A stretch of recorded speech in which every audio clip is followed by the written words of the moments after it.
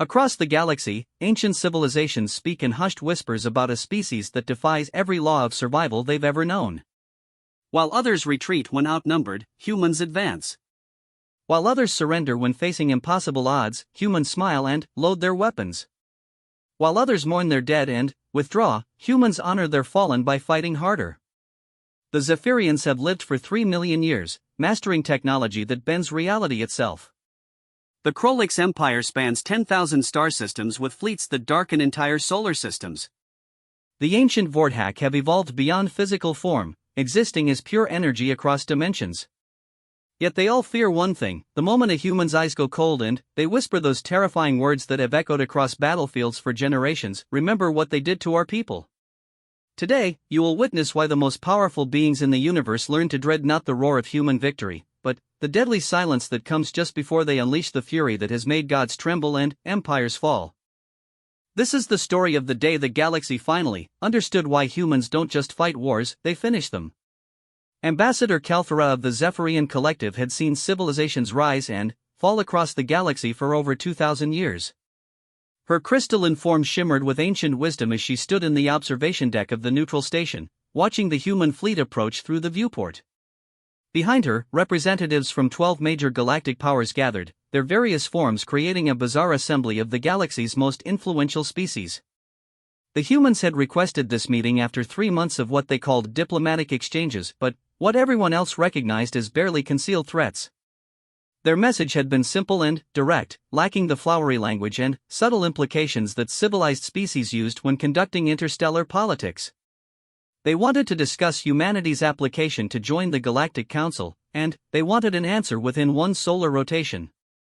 "Look at their ships," whispered General Thorzak of the Krolix Empire, his 6 eyes focusing on the approaching human vessels through his tactical implant. No artistic design, no ceremonial decorations. Just weapons and armor. Even their diplomatic vessels looked like they were built for war.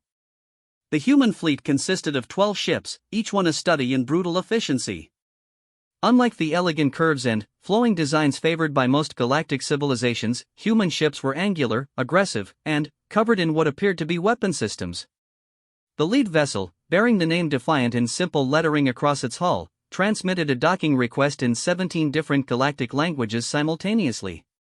"They are punctual," observed High Counselor Vex of the Andromedian Federation, his tentacles writhing nervously. The meeting was scheduled to begin in exactly 47 minutes and 32 seconds. Their transmission came precisely 47 minutes and 32 seconds before that time. Dr. Synth, the artificial intelligence representing the Machine Collective, processed thousands of data points about the human vessels in microseconds. "Curious. Their technology appears primitive by our standards, yet their ships maintain perfect formation while simultaneously scanning our station with sensors I cannot fully identify. They are broadcasting on frequencies that should not be possible with their level of technological development." The Eternal Watcher, an energy being from the astral dimension, pulsed with colors that translated roughly to concern. "I sense something unusual about these creatures. Their minds do not project the typical patterns of fear or uncertainty that we observe in species requesting council membership. Instead, there is a cold certainty, as if the outcome of this meeting has already been determined in their favor." Ambassador Kalthara extended her consciousness toward the approaching humans, attempting to perform a surface-level empathic reading as was customary during first contact protocols. The moment her awareness touched the human minds, she recoiled as if struck by lightning. The sensation was unlike anything she had encountered in 2 millennia of diplomatic experience. Human thoughts were not the organized, predictable patterns of most sentient species. Instead, they were chaotic storms of emotion and calculation, creativity and destruction, compassion and ruthlessness existing simultaneously without contradiction. But beneath this chaos lay something that made her crystalline form tremble, an unshakable belief in their own righteousness and an absolute willingness to pay any price to defend it. "What did you sense?" asked Counselor Keth of the Harmony Collective, noticing Kalthara's reaction. "Trouble," she replied, her voice resonating with harmonics of concern. "These humans do not think like any species we have encountered. They do not seek our approval because they believe we are superior. They seek it because they prefer cooperation to the alternative. The docking bay doors opened with a pneumatic hiss, and the human delegation emerged. 5 individuals, each one representing different aspects of human civilization. At their head walked a woman whose gray hair and weathered features spoke of considerable experience. She wore a simple black uniform with minimal decorations, but she carried herself with the confidence of someone who had faced death many times and found it wanting. "I am Admiral Sarah Chen of the United Earth Federation," she said, her voice carrying clearly across the vast chamber without any technological amplification. "I want to thank you all for agreeing to this meeting. I know many of you have concerns about humanity's application to join the Galactic Council." Behind Admiral Chen stood 4 other humans: Dr. Marcus Webb, a scientist whose gentle demeanor contrasted sharply with the calculating intelligence in his eyes; Colonel James Morrison, a military officer whose scarred hands and alert posture suggested extensive combat experience; Ambassador Elena Rodriguez, a diplomat whose warm smile did not quite reach her eyes; and Professor Lu Wei, an elderly man whose frail appearance belied the sharp awareness with which he observed every being in the room. "Before we begin formal proceedings," Admiral Chen continued, "I believe there may be some misconceptions about humanity that we should address. We understand that our species has gained something of a reputation in certain circles." General Thorsak's mandibles clicked in what passed for laughter among his species. "A reputation indeed. In the 3 short years since humanity achieved faster-than-light travel, you have been involved in 17 armed conflicts, annexed 4 uninhabited star systems, and destroyed 2 pirate fleets that had been terrorizing shipping lanes for decades. Most species spend their first century in space simply trying to understand the complexity of galactic politics.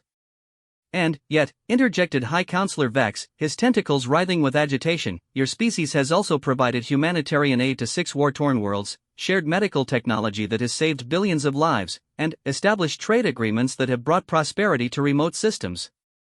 You are, forgive the expression, somewhat unpredictable." Dr. Webb stepped forward slightly, his voice calm and measured. "Respectfully, Counselor, I think you may be applying your species' logic to ours. For humans, there is no contradiction between protecting the innocent and destroying those who threaten them. We do not see these as separate moral categories but as different expressions of the same fundamental principle." The Eternal Watcher pulsed with colors indicating confusion. "Please elaborate on this principle, Dr. Webb. Your species' moral framework appears to operate on parameters we do not fully comprehend." Professor Lu Wei spoke for the first time, his voice carrying the weight of years and the authority of deep knowledge.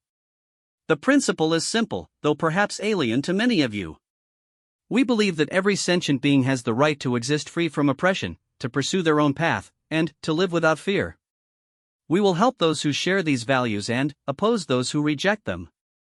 We do not compromise on this matter."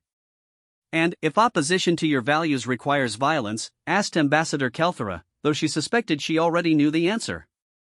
Colonel Morrison's expression did not change, but his voice carried an edge that made several of the alien delegates step back involuntarily. "Then, we use violence. We don't apologize for it, we don't hesitate, and we don't stop until the threat is eliminated. We have learned through bitter experience that those who prey on the innocent interpret mercy as weakness and restraint as opportunity." Dr. Synth processed this information with mechanical precision. "Colonel Morrison, your statement suggests that humans are willing to engage in total warfare to enforce your moral code. This contradicts the civilized approach to conflict resolution that has maintained galactic peace for over 10,000 years."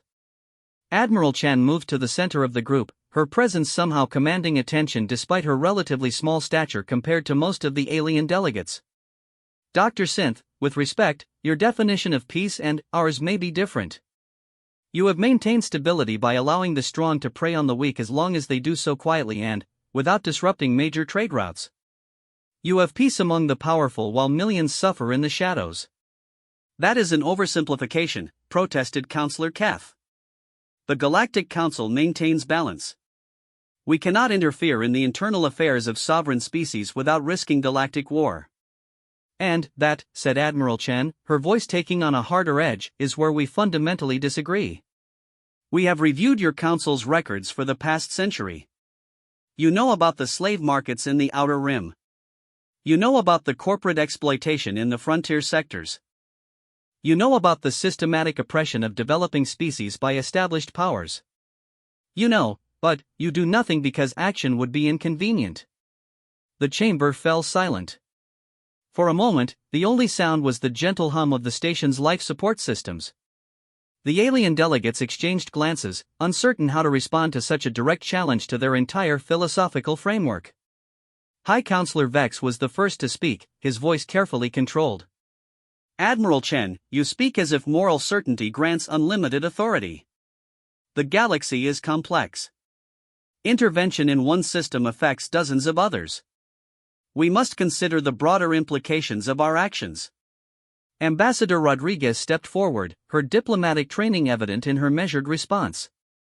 High Counselor, we understand the complexity. But, complexity cannot become an excuse for inaction when beings are suffering. Humans have a saying, the only thing necessary for evil to triumph is for good people to do nothing. We refuse to be good people who do nothing. General Thorsak's armor plates shifted in what his species considered deep thought.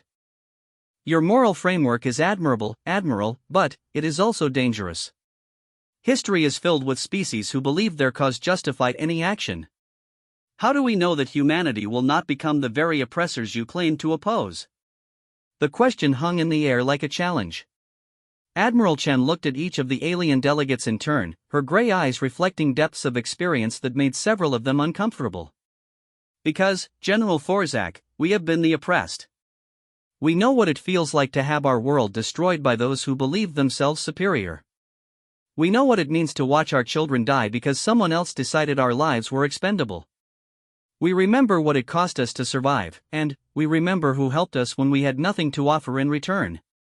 She paused, and, for a moment, every being in the chamber felt the weight of human history pressing down on them.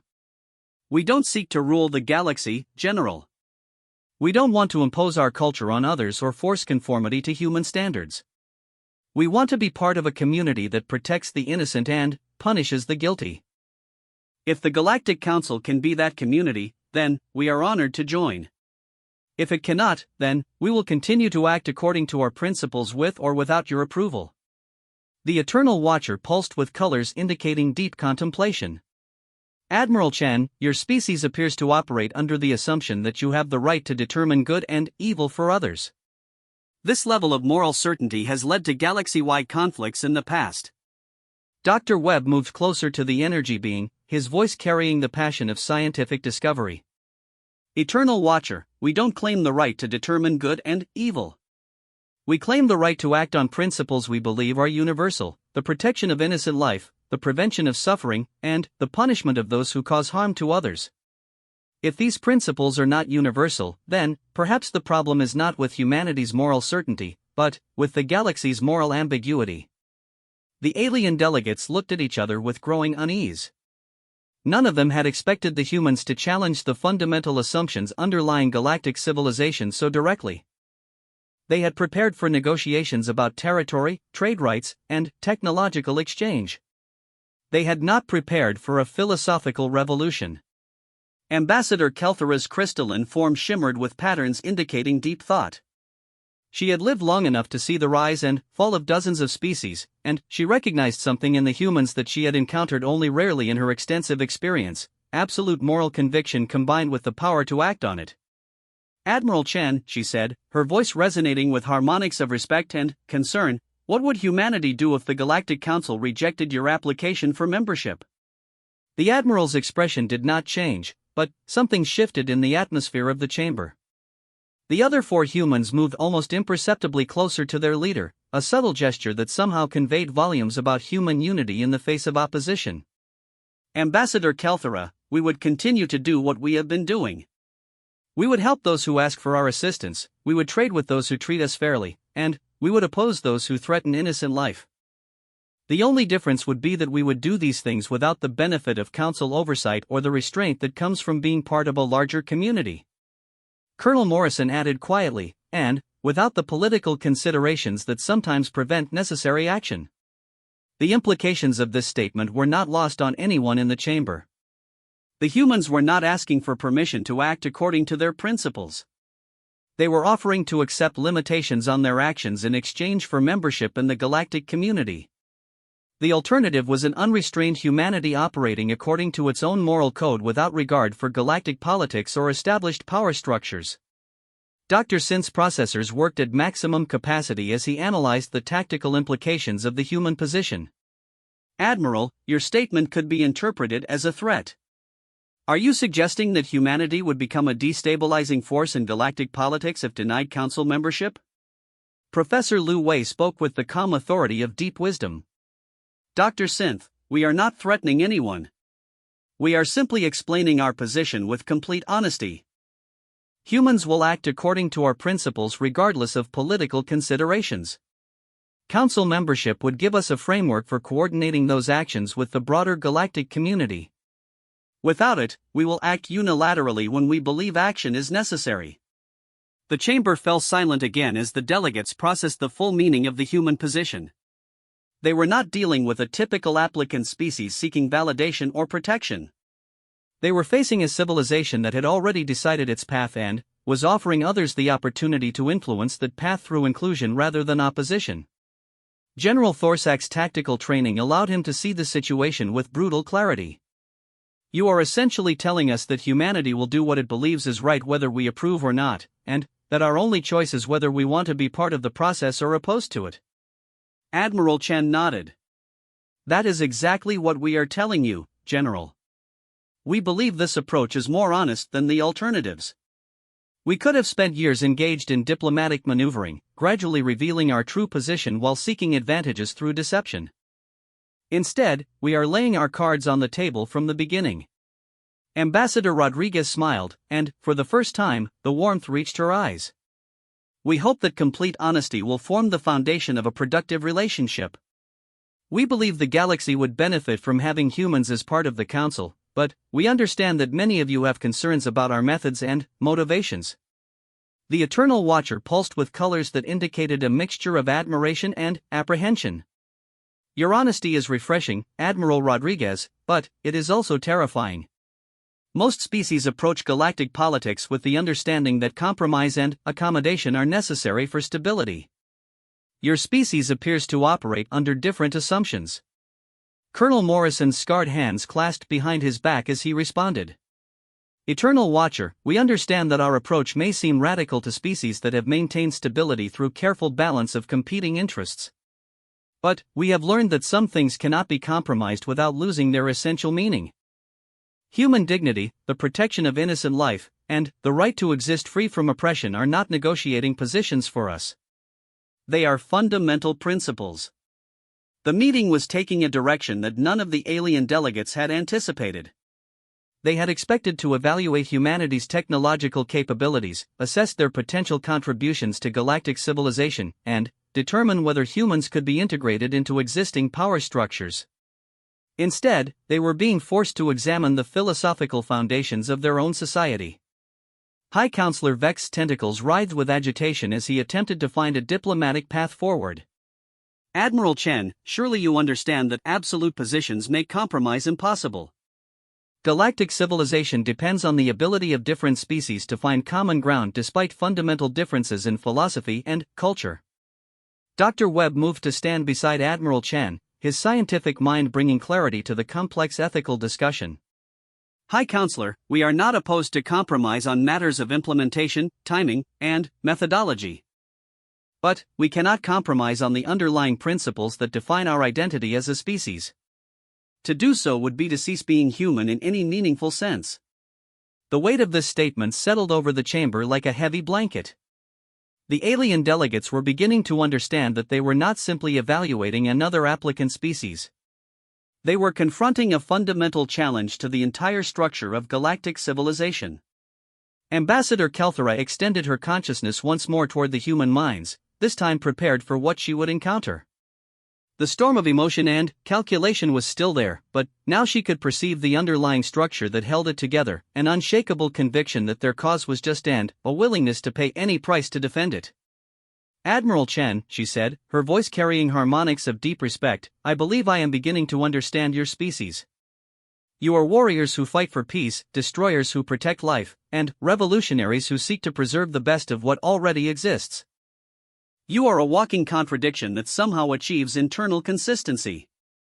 Admiral Chen smiled for the first time since entering the chamber, and the expression transformed her weathered features. Ambassador Kelthera, that may be the most accurate description of humanity I have ever heard from a non-human source. We contain contradictions because existence itself contains contradictions. We embrace paradox because the universe is paradoxical. We fight for peace because peace worth having must sometimes be defended with violence. The human delegation stood together in the center of the chamber, 5 individuals representing a species that had captured the attention and concern of the galaxy's most powerful civilizations. They were not the largest beings present, nor the most technologically advanced, nor the oldest or wisest by conventional measurements. But they possessed something that made them impossible to ignore, the absolute certainty that their cause was just and the demonstrated willingness to act on that certainty regardless of consequences. As the first formal meeting between humanity and the Galactic Council drew to a close, one thing had become clear to every being present: the galaxy was about to change, whether they wanted it to or not. The only question remaining was whether the change would come through cooperation or conflict. The choice, as Admiral Chen had made clear, belonged to them. 3 weeks after the initial meeting, the Galactic Council faced its first real test of human resolve. The crisis began with a routine distress call from the mining colony of Kepler 442b, a small world on the edge of Council space inhabited primarily by Eltarian refugees who had fled their homeworld during a civil war 2 decades earlier. The colony's administrator, a gentle being named Zephys who communicated through patterns of bioluminescence, had sent an increasingly desperate series of messages to the Council headquarters. A corporation called Hegemony Industries, backed by powerful interests from 3 different Council member species, had arrived with legal documents claiming mineral rights to the entire system. The documents were technically valid under galactic commercial law, purchased from the original surveying expedition that had mapped the system 50 years earlier.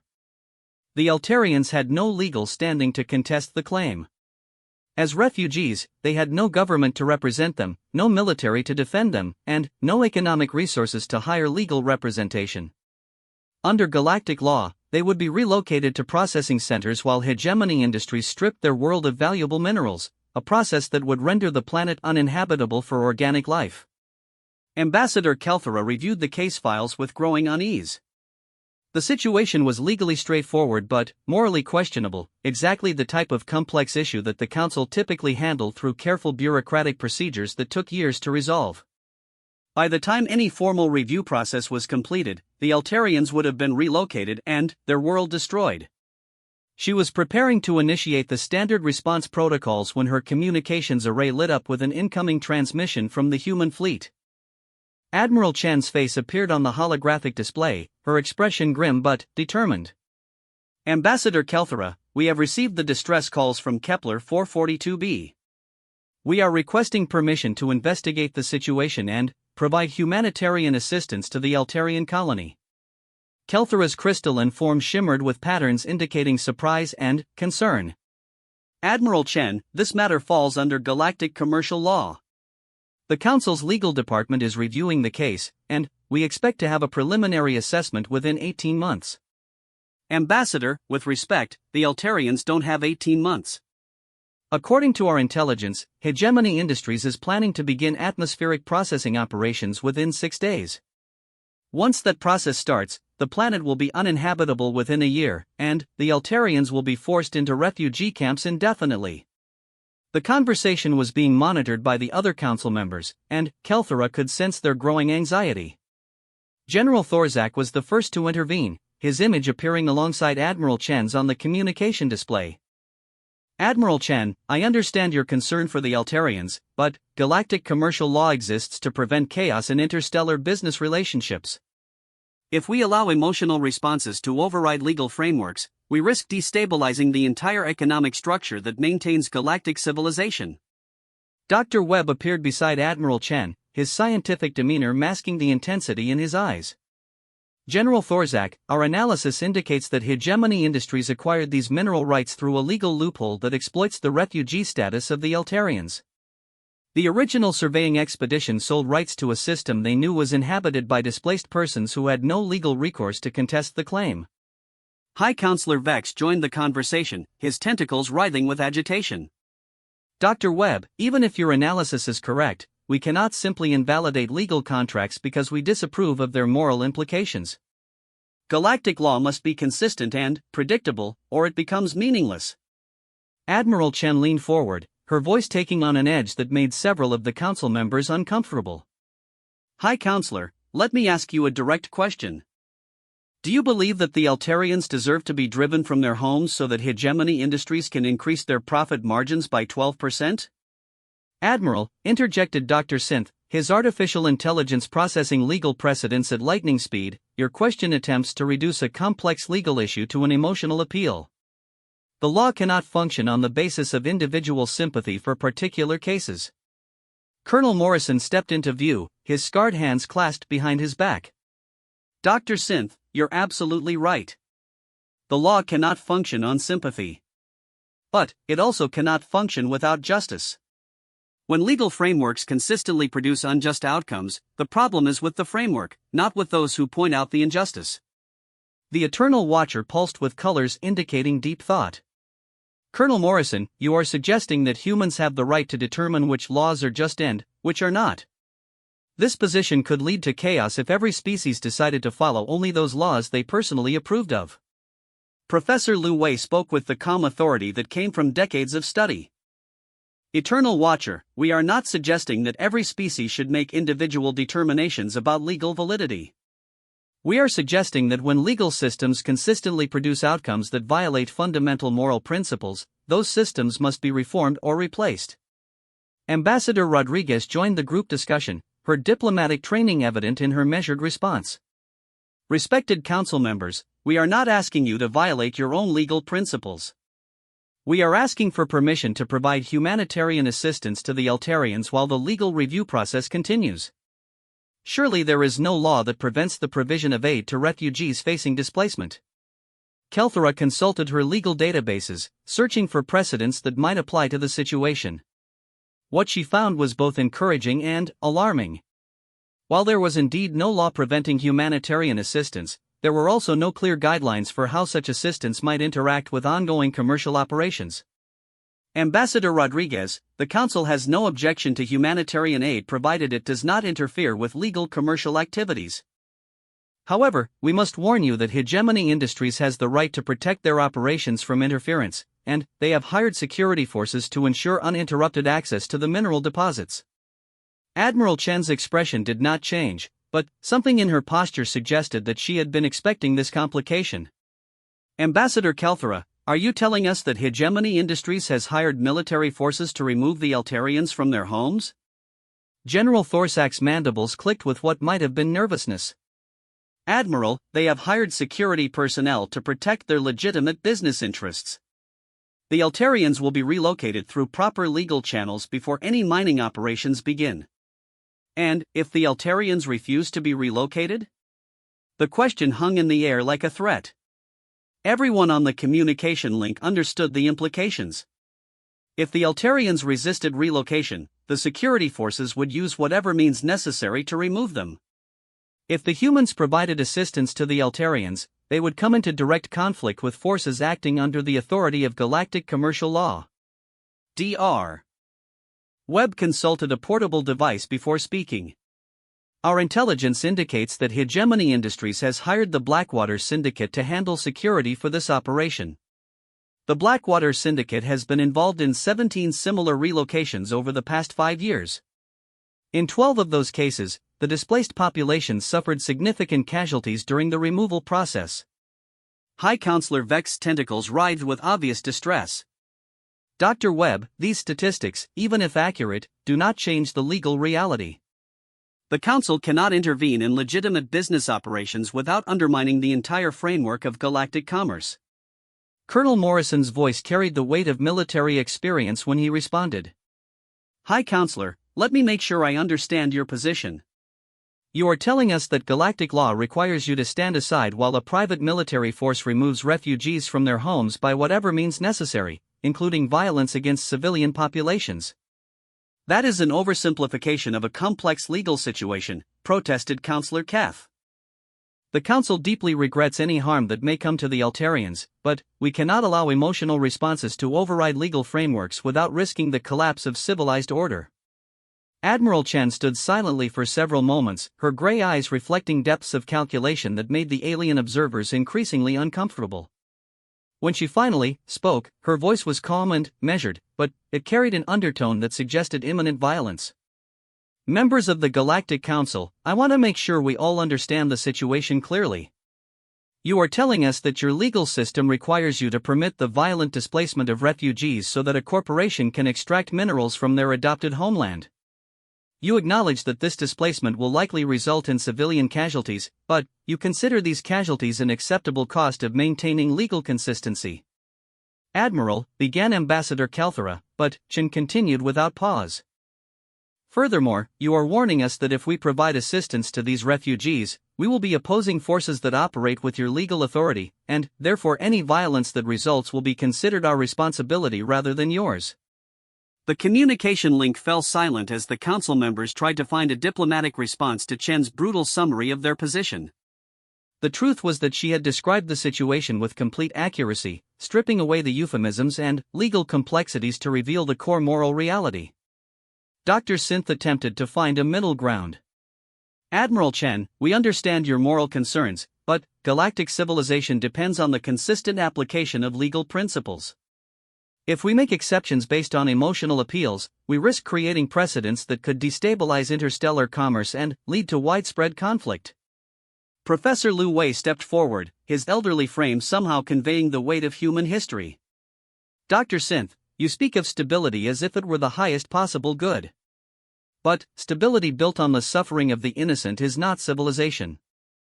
It is institutionalized oppression dressed in legal language. The Eternal Watcher pulsed with colors indicating deep conflict. Professor Lu, your moral certainty is admirable, but it is also dangerous. History shows us that those who believe their cause justifies any action often become the very monsters they originally opposed. Admiral Chen looked directly at the energy being, her voice carrying the conviction of someone who had seen the worst of existence and chosen to fight against it.